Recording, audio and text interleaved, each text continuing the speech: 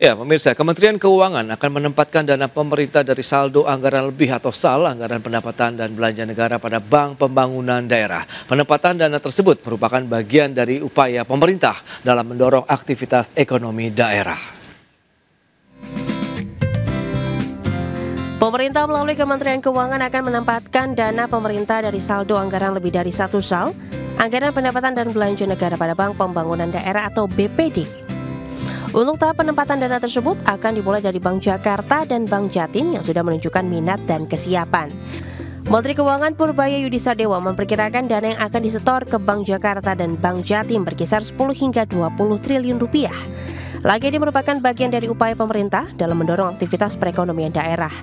Purbaya memastikan penempatan dana segar tersebut dilakukan dengan penuh kehati-hatian, mengingat kapasitas bank daerah tidak sebesar bank-bank himbara.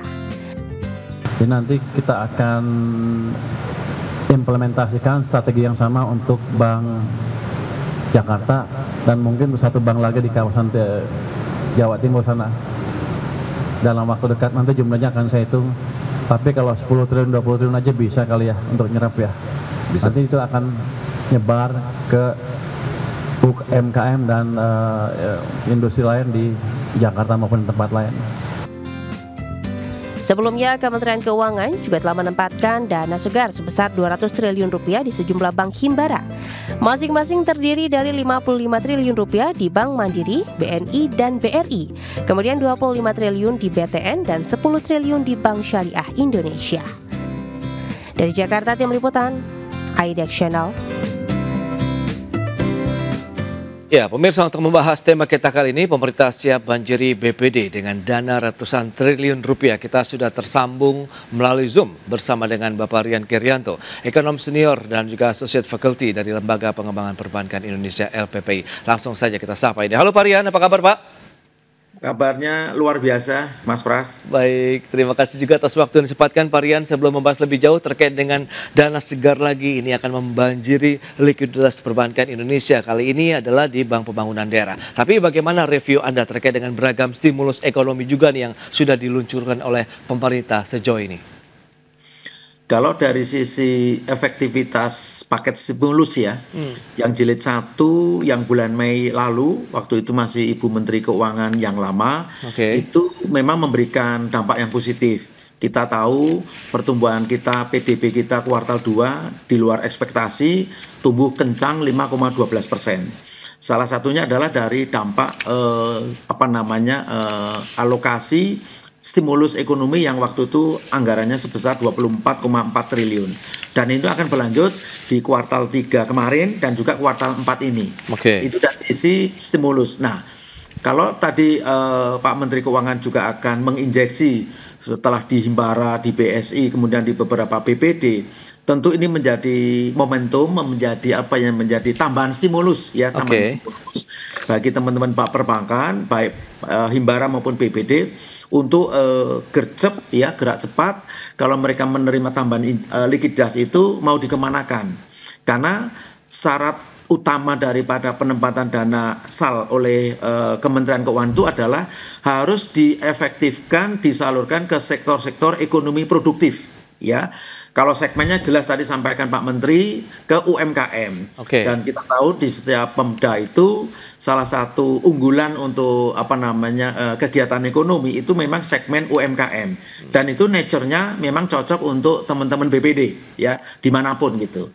Baik, tapi kalau kita lihat dengan kesiapan, kemudian bagaimana dengan kemampuan bicara mengenai kinerja Bank Pembangunan Daerah sendiri, menurut pengamatan Pak Rian sendiri bagaimana? Apakah memang ini menjadi salah satu langkah strategis sekali begitu dari pemerintah untuk bisa menggerakkan perekonomian di daerah Indonesia begitu? Dari sisi pemerintah memang spiritnya adalah bagaimana dari sisi supply, supply demand itu bisa kencang, tidak ada isu mengenai kendala likuiditas di bank-bank pemerintah maupun di BPD untuk bisa menjalankan fungsi intermediasinya. Nah, sekarang tinggal bagaimana pengurus atau pengelola bank-bank itu menyiapkan yang namanya pipeline ya, kemana saja alokasi pembiayaan itu akan diarahkan ya ke sektor-sektor ekonomi produktif, kemudian dipetakan sektor ekonomi produktif itu apa saja, apakah di agriculture, apakah di manufacturing, apakah di industri-industri yang lain, ya terutama industri padat karya. Karena spirit daripada tambahan likuiditas adalah membuka lapangan kerja sebesar-besarnya, seluas-luasnya. Maka tadi dikunci, syaratnya harus disalurkan ke sektor-sektor ekonomi produktif. Nah tentu kembali saya ulang, teman-teman di perbankan, Himbara maupun BPD nanti yang dapat tambahan likuiditas harus segera menyelesaikan PR ini. Dan jangan lupa juga penempatan dana SAL ini secara aturan itu ada tenornya atau jangka waktunya, yaitu maksimal 6 bulan. Nah apakah itu bisa diperpanjang atau tidak, tentu harus ada diskusi lebih lanjut.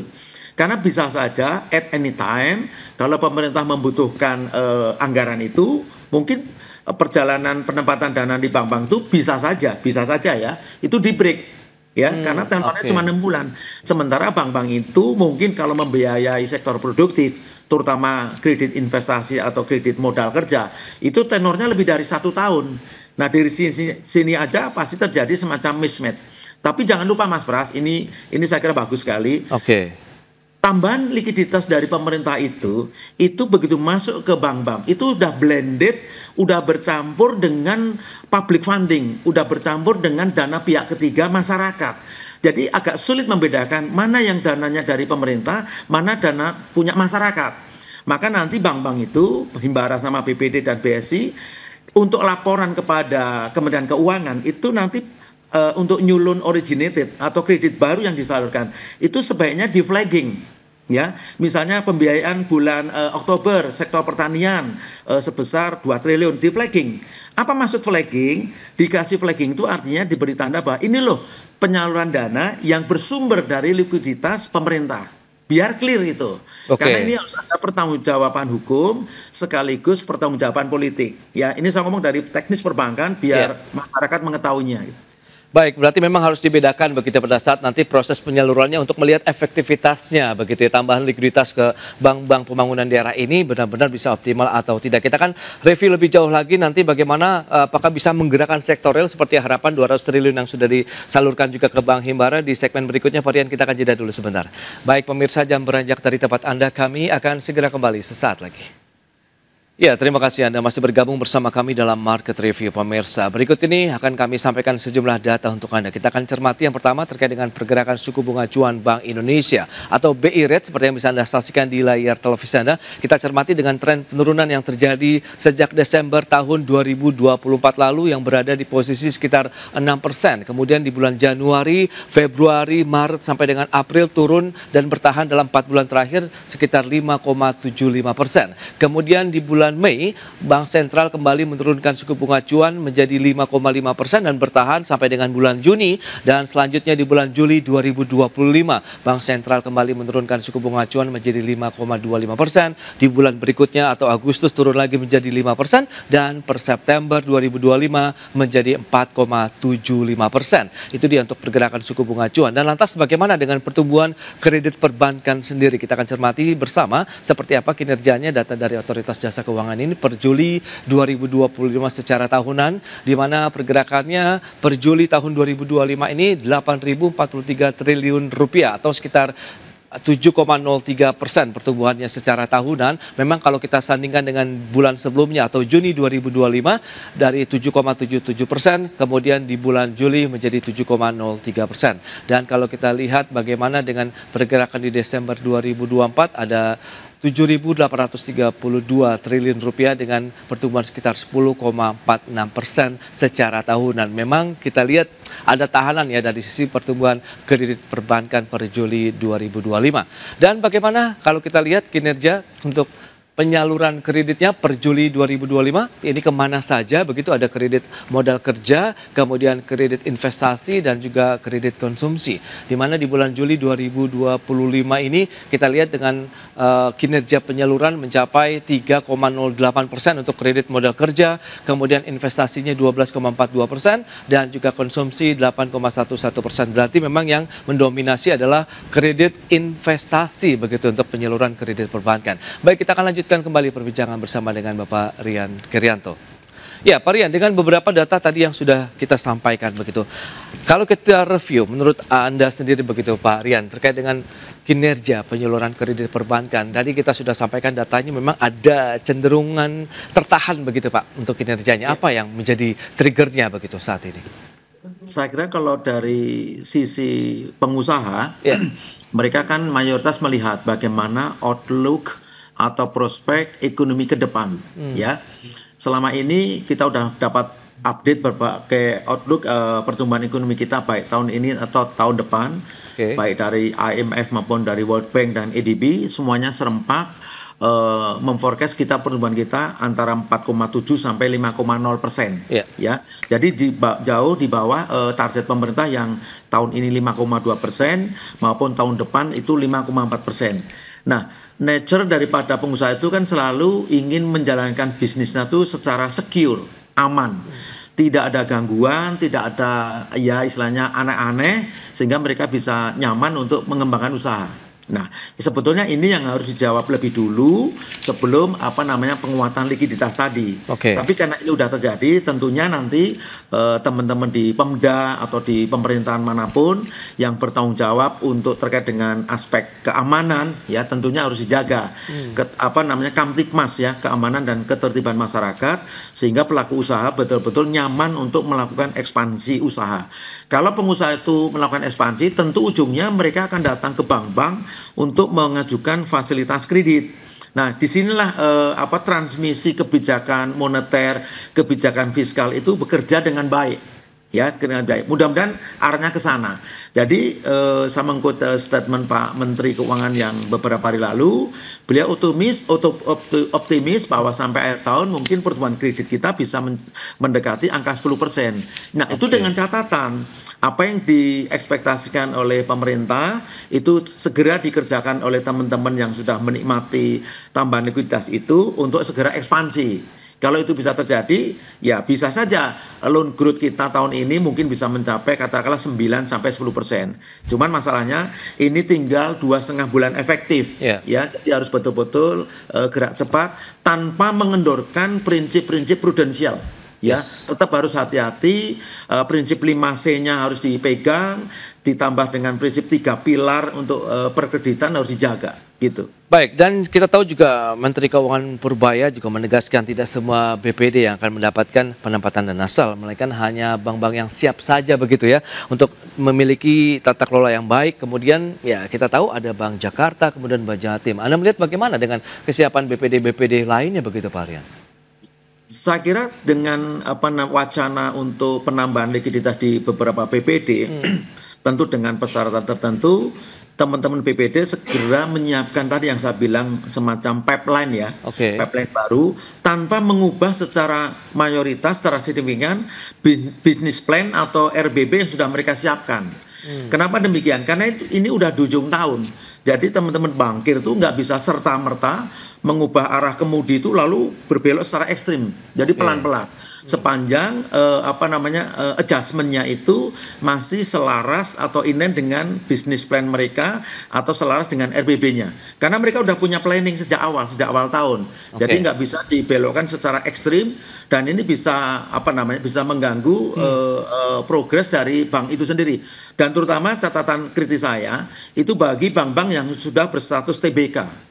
Mereka dimonitor, akan diawasi oleh publik, oleh investor publik, oleh analis dan sebagainya. Jadi nggak mudah, tapi bukannya tidak bisa dikerjakan. Itu catatan saya, Mas Pras. Iya, tapi kalau memang tidak mudah, apakah juga perlu ada pendampingan dari pemerintah langsung begitu? Dalam artian pada saat dana segar itu masuk begitu triliunan rupiah ke bank-bank pembangunan daerah tadi, begitu kita juga ikut mengawasi dalam artian pemerintah pusat sehingga pada saat penggunaan dananya begitu bisa tepat sasaran, tepat manfaat juga untuk bisa menggerakkan ekonomi di daerah. Bayangkan saja kalau ini bisa benar-benar terjadi dari Sabang sampai Merauke, bank pembangunan daerah merata begitu, apakah ini bisa benar-benar memboosting ekonomi kita begitu, Pak Rian? Tapi ya lagi-lagi berapa waktu yang dibutuhkan begitu, Pak Rian? Practically itu semua menjadi domainnya teman-teman perbankan. Pemerintah itu sekedar mohon maaf ya, pasif dalam tanda petik, karena pemerintahan nanti secara gradually, secara bulanan akan memperoleh laporan laporan dari bank-bank yang menerima tambahan likuiditas itu kemana arah pembiayaan mereka. Dan itu sifatnya mandatori atau wajib. Maka tadi saya bilang, teman-teman perbankan yang mendapat tambahan likuiditas itu harus segera gerak cepat menyiapkan pipeline, dan saya yakin pipeline-nya udah dibuat di awal tahun. Tinggal dipercepat saja eksekusinya. Itu ya, tinggal dipercepat eksekusinya sehingga apa yang diekspektasikan oleh pemerintah melalui Kementerian Keuangan itu bisa tercapai. Catatan saya, mohon maaf, nggak bisa lalu pemerintah tanda petik ya cawe-cawe kepada operasional perbankan. Itu pure, itu domainnya teman-teman perbankan sebagai pengelola dari bank itu. Itu Mas. Oke, lantas kita akan cermati nanti seperti apa sih sektor usaha yang bisa menyerap dana segar ini, kemudian mereka bisa menjadikan bagian daripada yang Anda katakan begitu, kredit yang sangat produktif ya untuk bisa menggerakkan ekonomi daerah. Kita bahas nanti di segmen berikutnya, Pak Rian. Kita akan jeda dulu sebentar. Dan pemirsa, kami akan segera kembali sesaat lagi.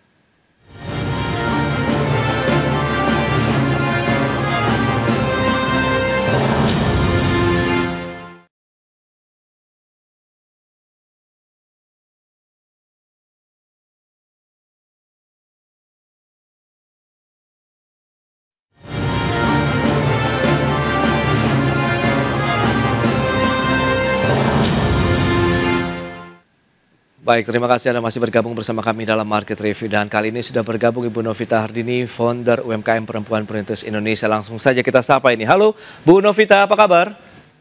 Iya, baik. Baik, terima kasih juga atas waktu yang disempatkan Bu Novita. Tadi sudah panjang lebar kita berbincang terkait dengan bagaimana pemerintah akan menyalurkan dana segar lagi nih untuk perbankan di Indonesia, dan kali ini nih Bank Pembangunan Daerah. Sejauh mana sih pelaku UMKM begitu melihat bahwa ini menjadi peluang yang menjanjikan tidak sih untuk kita bisa mendapatkan pembiayaan untuk bisa mendukung lagi nih produktivitas UMKM di daerah-daerah begitu, Bu Novita? Ya, baik, terima kasih. Kalau kita lihat di lapangan, yang terjadi sejauh ini kan masih ada kesenjangan nih antara janji pertumbuhan ekonomi yang dicanangkan oleh Pak Presiden dengan realitas penyaluran bantuan pada UMKM yang nyatanya pada hari ini masih bisa digolongkan masih sangat rendah gitu ya. Sehingga program stimulus itu belum sepenuhnya efektif dalam mendukung pemulihan sektor ini. Dan dari beberapa RDP yang sudah kami lakukan, Komisi 7 bersama dengan mitra-mitra kami, salah satunya adalah Kementerian UMKM Republik Indonesia, perlu adanya evaluasi dari pemerintah untuk merevisi anggaran sektor ekonomi kreatif dan juga UMKM agar lebih berorientasi pada kebutuhan di pasar. Nah, salah satunya berita atau perkembangan terkini tentang penyaluran APBN dan beberapa kas anggaran negara kepada BPD di setiap daerah, ini tentunya menjadi angin segar bagi teman-teman kelompok UMKM, sehingga mereka berharap penyaluran anggaran ini bisa menjadi penggerak mereka yang sebenarnya juga sekarang lagi menjerit. Tapi sebenarnya bukan hanya masalah bantuan ekonomi dari BPD aja, tapi yang paling penting bagi teman-teman pelaku UMKM adalah bagaimana mereka bisa menemukan akses pasar sehingga barang yang mereka produksi bisa terjual dengan baik. Oke, kalau mungkin bisa diceritakan tantangan pada saat UMKM melakukan peminjaman ataupun ingin butuh modal begitu untuk kerja di UMKM sendiri, khususnya di PPD ataupun perbankan lainnya, menurut Anda masih ada tantangan tersendiri tidak? Mungkin terkait dengan persyaratan dan lain-lain begitu, Bu Novita? Oke, kalau saya lihat sendiri melalui peran BPD, sebenarnya beberapa daerah BPD-nya ini sudah bagus ya, sudah juga ada beberapa daerah yang BPD-nya udah mengantongi beberapa prestasi di tingkat nasional. Ada hal-hal yang BPD tersebut lakukan, salah satunya jemput bola. Mereka selalu datang ke pasar untuk menawarkan akses permodalan, akses pembiayaan, dan juga bekerja sama juga dengan komunitas-komunitas UMKM, memberikan literasi keuangan dan lain sebagainya.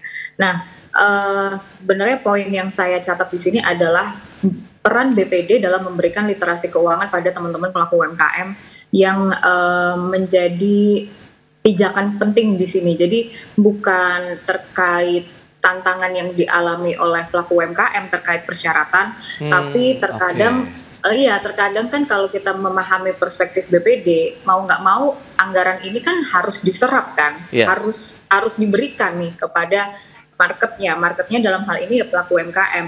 Tapi saya menyoroti dan berbicara juga dengan beberapa BPD yang ada di Indonesia, tolong jangan hanya berpikir pada target penyerapan saja, tapi tolong berikan juga literasi keuangan sehingga dari anggaran yang terserap ini itu bisa dimanfaatkan dengan baik dan menjadi program berkelanjutan bagi ekonomi rakyat di gitu. Itu dia, angin segar, kemudian butuh literasi keuangan dalam artian berarti pendampingan untuk sektor UMKM di Indonesia, begitu betul. Bu Novita. Baik. Betul.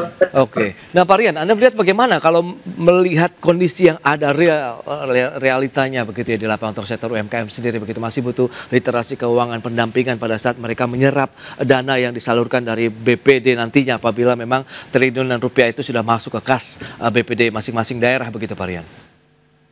Jadi tadi yang disampaikan Bu Novita betul, memang salah satu pekerjaan rumah yang harus dikerjakan oleh teman-teman perbankan, khususnya BPD adalah meningkatkan literasi ya, dan juga sekaligus inklusi keuangan bagi teman-teman UMKM yang ada di daerah-daerah.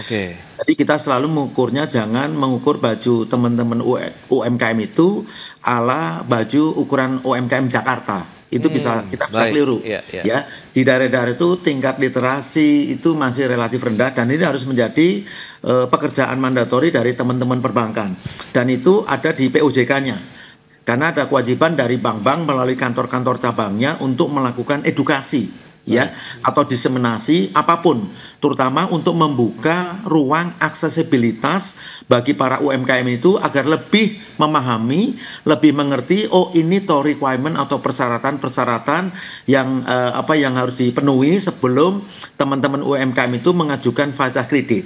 Jadi sebetulnya isunya itu bukan bank menyulitkan UMKM, karena teman-teman UMKM itu yang belum memahami dengan cukup baik persyaratan-persyaratan yang harus dipenuhi. Nah, setelah melalui proses edukasi, saya yakin literasinya menjadi lebih bagus, nanti inklusi keuangannya juga lebih bagus. Jangan yang terjadi selama ini adalah tingkat inklusi keuangannya tinggi, tapi tingkat literasinya masih rendah. Akibatnya banyak teman-teman UMKM yang mungkin mohon maaf jadi jadi mismatch ya. Kita tahulah ada misalnya karena akses kepada banknya susah, lalu mereka menggunakan channel yang lain yang itu mungkin tanda petik ilegal. Makanya muncullah yang namanya itu ada judi online dan sebagainya. Karena accessibility-nya begitu mudah, tetapi mitigasi risikonya sangat elus atau sangat kendor. Nah inilah bagi teman perbankan untuk terus menggerakkan edukasi kepada teman-teman mitranya yaitu UMKM tadi. Baik, Pak Rian. Nah, Bu Novita, seberapa optimis Anda melihat ke depan begitu untuk UMKM di daerah mungkin apabila memang dana segar ini segera masuk ke BPD di daerah? Kalau saya melihat tuh Bank Himbara ini masih berfokus pada kreditur jumbo ini ya, sektor hilirisasi mineral, manufaktur dan juga properti. Maka kalau saya melihat pertanyaan saudara tentang seberapa optimis, saya ingin menggarisbawahi tentang apa yang terjadi di lapangan. Dana yang kemarin dikucurkan 200 triliun saja, itu manfaatnya belum dirasakan oleh pelaku UMKM yang ada di lapangan. Gitu ya. Seperti dapil saya nih, Trenggalek, Ponorogo, Magetan, Pacitan, dan Ngawi. Semua saya pikir masih terdistribusi cenderung di kota-kota besar.